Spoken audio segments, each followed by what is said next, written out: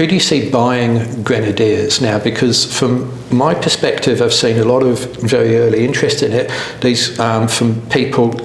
I think there's been a lot of refugees from other brands, Land Rover in particular. Refugees, okay, Land Rover in particular lost a lot of people with the Defender, and there's some disaffected people from various other brands coming and say, okay, we'll give it a shot there.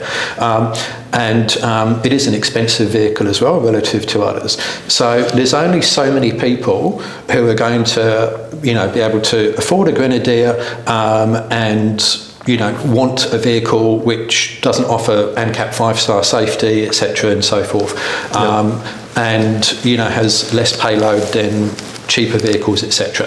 So once you've sort of got past, let's say, those early adopters, the keen beans, who probably have a Grenadier as maybe their second or third, fourth vehicle, I don't know. Where do you see growth going? Do you see Grenadier and Quartermaster moving into new market segments or conquesting sales from other vehicles? Yeah. I'd say that the majority of refugees that I could sort of anecdotally say, there's a lot of people that sort of go straight away to you'd be getting a lot of people from Land Rover. I think that there's some Land Rover buyers that are still deeply connected to that brand that have bought us as a second vehicle. They've probably got an old series Land Rover or maybe an old Defender, and they've bought us. That's probably that community. It's not a big part of our buyers though. The most common Land Rover conquest I would find comes from out of a Disco 3 or 4, particularly Disco 4. Yes. I feel that, I sense that those people, and the conversations I've had with those people at our events is that they feel somewhat left behind. Amazingly, a lot of Y61, older Petrol, B-Max or Petrols that never went Y62. A lot of Y62 also. People that have gone there, tried it, they're probably, it's a big vehicle. It's not the most fuel efficient as well, particularly for the towers. So they've been drawn to us with great towing credential. Towers in general. Surprisingly, we've got a lot of Toyota people that have come across. I'd say mostly 100 to 200 series. I think people that want a 300 are after quite a different vehicle and make different decisions. And then it's just this kind of mixture of people that have had Rangers and Amaroks and then even there's a bunch of people that haven't had a long string of 4x4s, or they've gone in and out of 4x4s, but they're car enthusiasts in general, and they've had, Golf Rs and M3s and, a whole range of different, there's quite a few people that love that motor too. I'd say this is particularly the petrol one buyers. Petrol and diesel buyers that I could say that we've spoken to that have said, I just love that motor. I've had it in a 5 Series or an X5. But are you able to give us any stats as to how many people are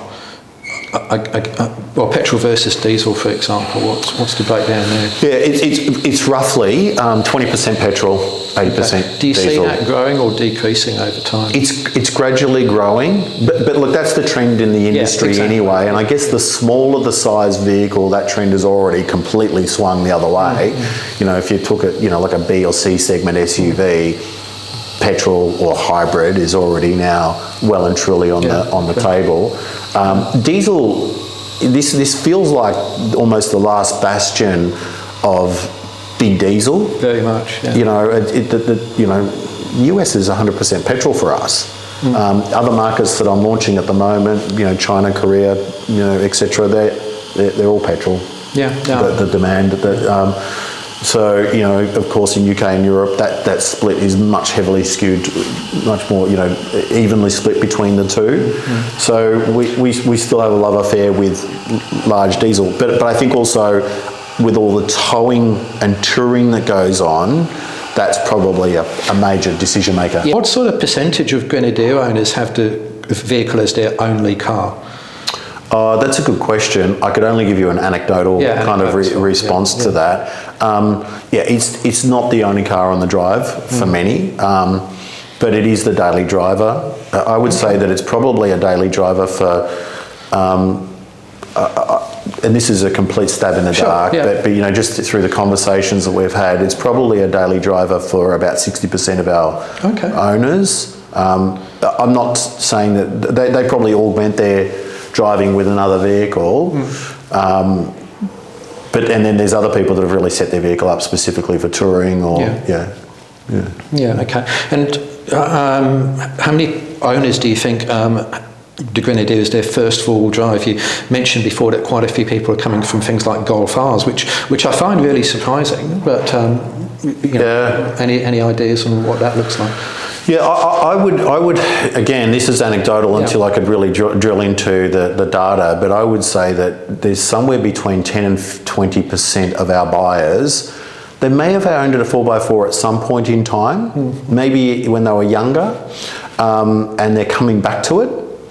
Or they've never owned one at all, you know. And I can think of some very specific customers, you know, a woman in Sydney never owned one, but you know, and she was approaching a stage in life where she wanted to get out and do some touring.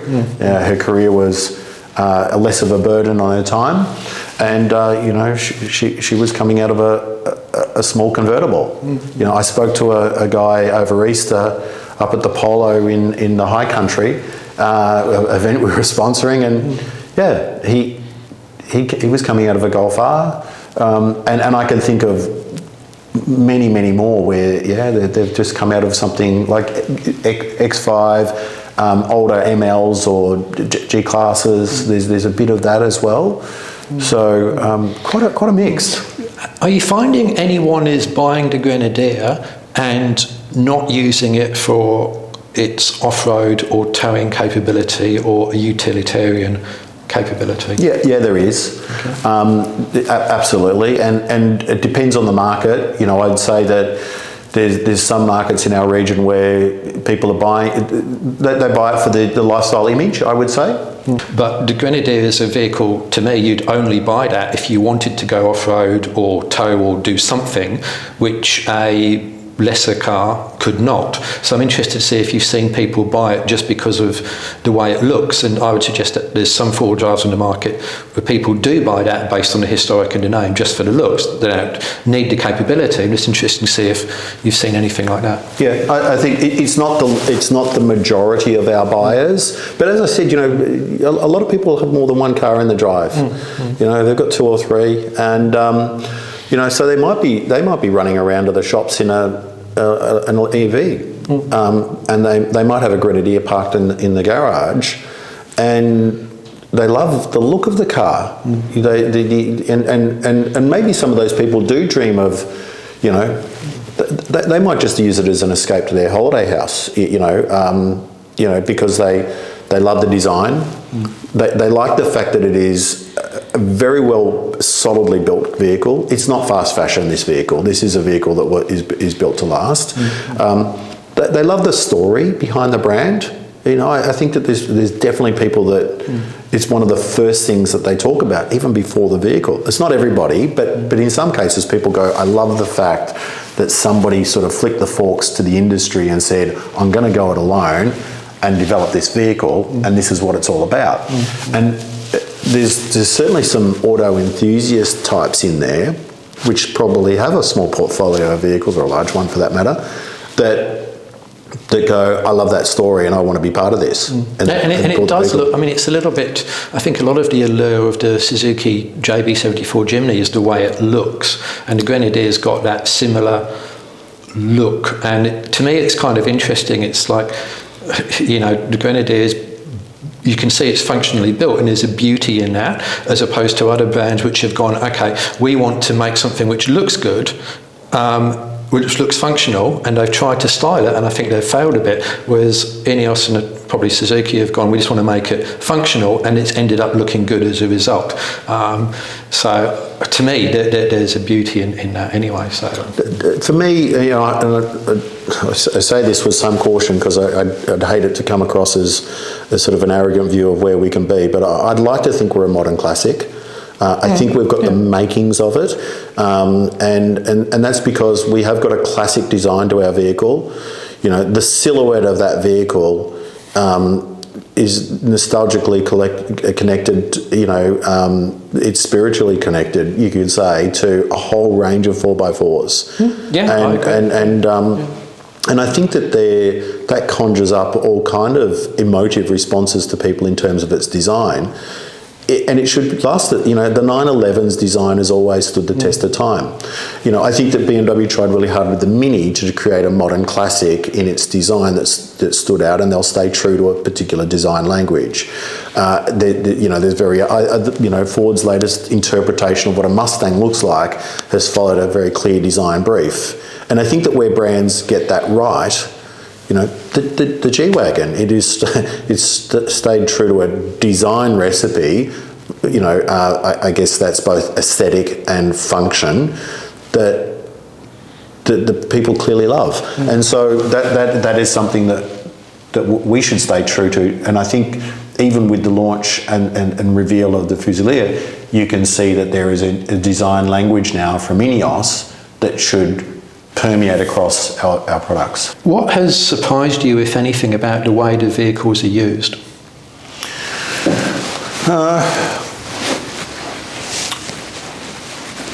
What surprised me? I think that most of the use cases have come out exactly as we thought. You know, there's really people that wanted to use it for their off-roading, their touring, and people that wanted it for their towing.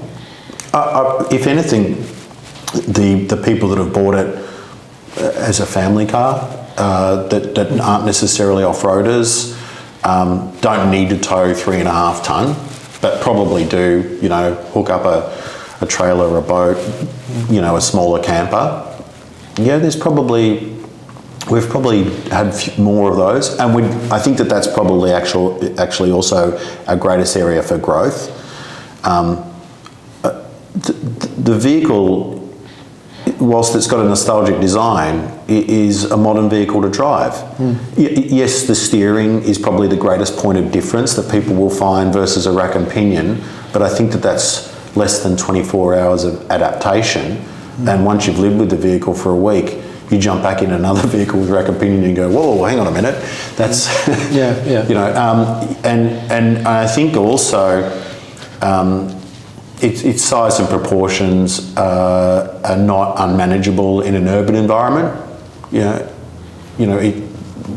long as a parking garage is 2.1, you're good. Unless you're starting to put things on your roof.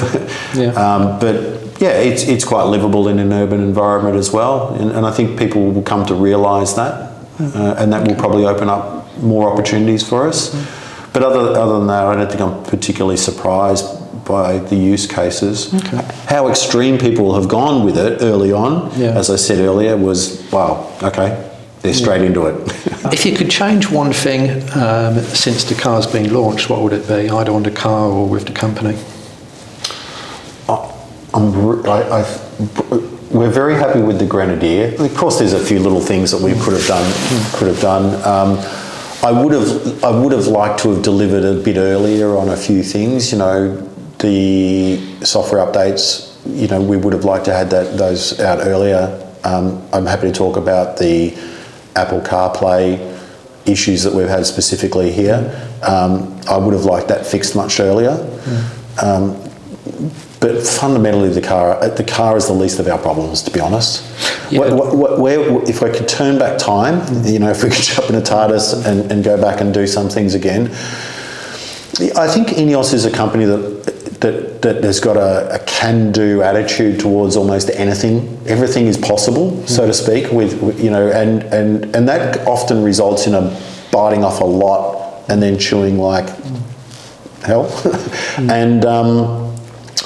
We bit off a lot, and standing up, I think we're at about 42 plus markets around the world.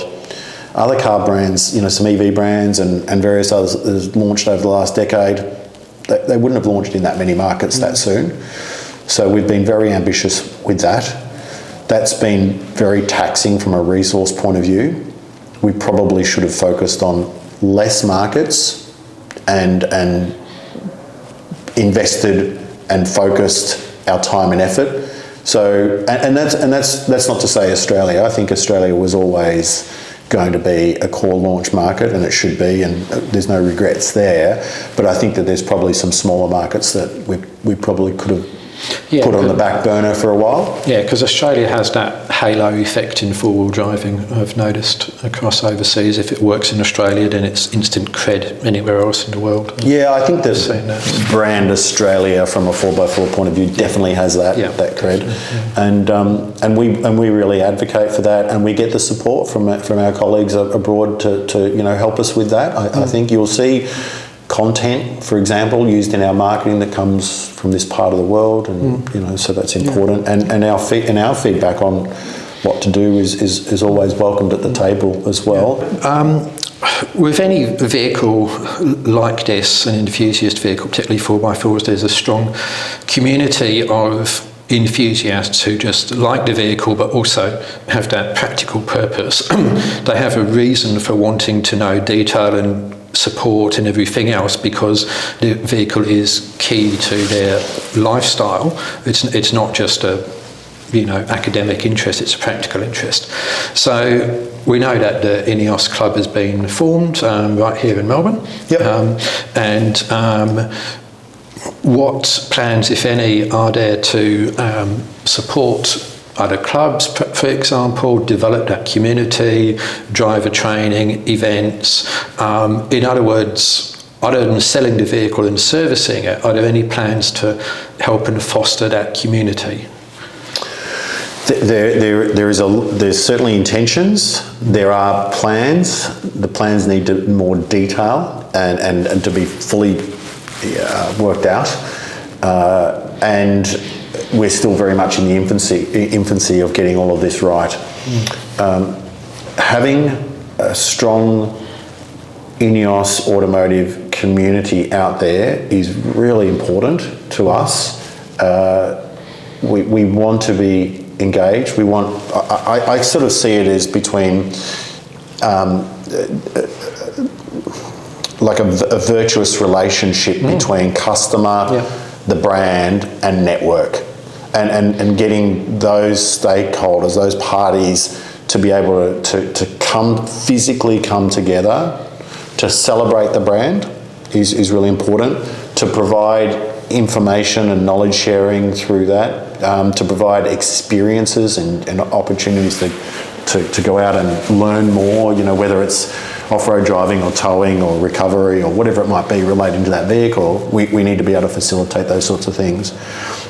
You asked me a moment ago about, if we could turn back time, what we'd do. This kind of falls into the category of we've bitten off so much, and as a burgeoning car company with a great product, a great brand story to tell, but an ERP, a whole enterprise system that is still developing, and has had a very bumpy start. Our whole e-commerce platform and everything like that was nowhere near as evolved when we launched as what the vehicle was, and that's held us back somewhat.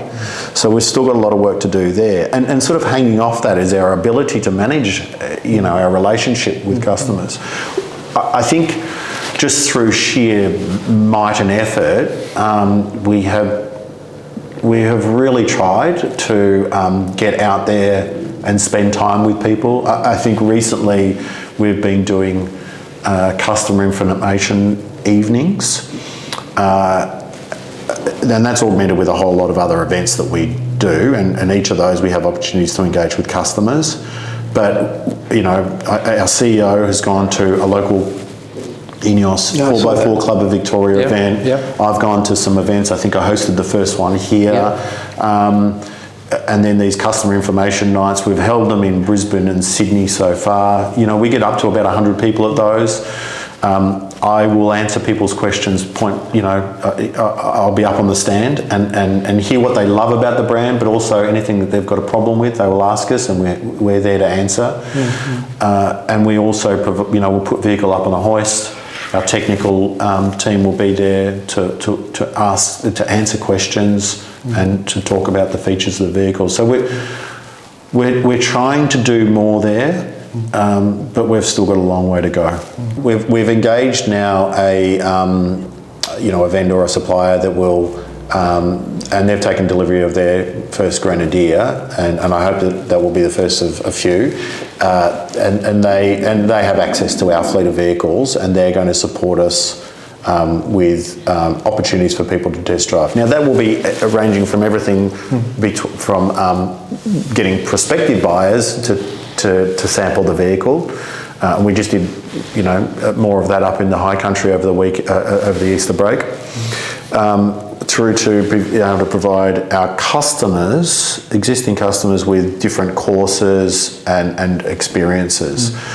We're also looking within our suite of partnerships that will go out there, events that we would support as opportunities to get our customers to go there and congregate together. And I hope that there'll be some announcements in the not too distant future about those. Okay. For me, and I think you've used a really good example with how Hyundai's sub-brand has been able to build community. And you asked me a bit about my career before. For me, the pinnacle of what I've come across is the BMW Safari. That's an event that Motorrad has run for more than 2 decades now, and that is every year. It's almost people hustling to get on that event because it's limited numbers, but they go away, and it used to be like a week that they'd go on tour together. People from the company, the OEM, people from the network, and customers, and they'd have a great time and celebrate the brand and create great experiences. And there's another example. Yeah.